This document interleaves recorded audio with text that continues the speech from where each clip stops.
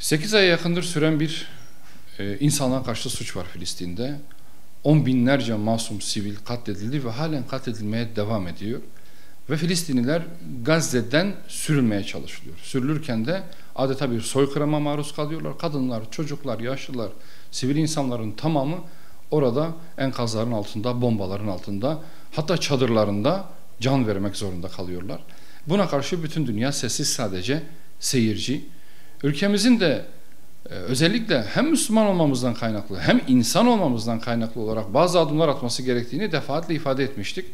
Biz bu kanun teklifiyle neyi istiyoruz? İki şey istiyoruz aslında. Birincisi, Netanyahu ve çetesinin Türkiye'de yargılanması, onlar hakkında bir soruşturma açılması ve haklarında yakalama kararı verilmesini istiyoruz.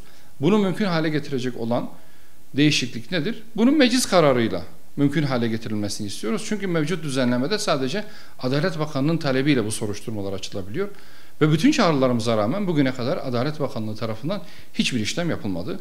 Netanyahu ve çetesiyle ilgili adli hiçbir talimat verilmedi. Bunun meclisin alacağı bir kararla mümkün hale gelebileceğine inanıyoruz. Çünkü mecliste grubu bulunan bulunmayan bütün siyasi partiler Filistin konusunda ortak bir iradeye sahiptirler. Filistin'in masumiyeti ve katil Siyonist çetenin barbarlığı hususunda hiç kimsenin aklında herhangi bir şüphe yok.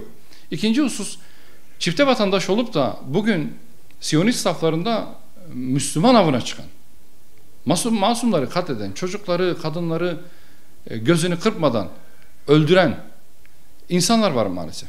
Zaman zaman sosyal medyalardan bunları ifşa ettiler zaten ve övünerek bunları paylaştılar. Bu yöndeki çifte vatandaşlığa sahip vatandaşların vatandaşlıklarının iptal edilmesi, vatandaşlıktan çıkarılması, haklarında adli soruşturma başlatılması, insanlığa karşı suç işleyen bu kimselerin yargılanması ve müebbet hapis cezasıyla cezalandırılması yönünde bir teklifimiz var.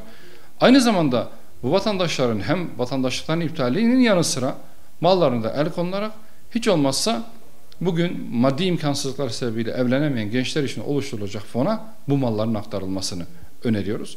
Önümüzdeki süreçte teklifimiz Meclis Genel Kurulu'na gelecek. Orada da bütün siyasi partilerden elbette ki destek istiyoruz. Bütün milletvekillerinden bize bu kanunun geçirilmesi için destek bekliyoruz. Bu minvalde çalışmalarımız sürecek. İnşallah önümüzdeki haftada biz amacımıza ulaşmış olmayı ümit ediyoruz.